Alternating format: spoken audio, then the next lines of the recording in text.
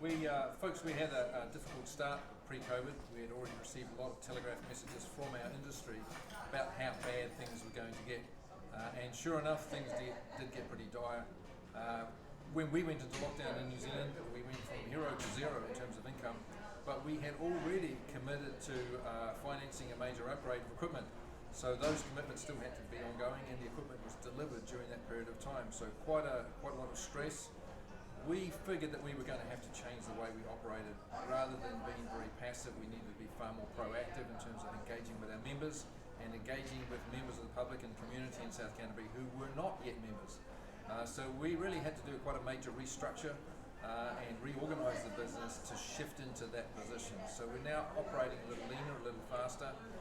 We did all the normal things health clubs do. We spread our equipment out, looking at safety and so forth. And we like the way that's laid out, and our members are liking that as well. We're still ahead of industry statistics, but you have to bear in mind that in our industry there are whole health club chains that have had to close down. We're not operating at all anymore. So we're ahead of that curve, but still not where we should be. We're still a little bit behind. The good news is we are forging ahead in the right direction.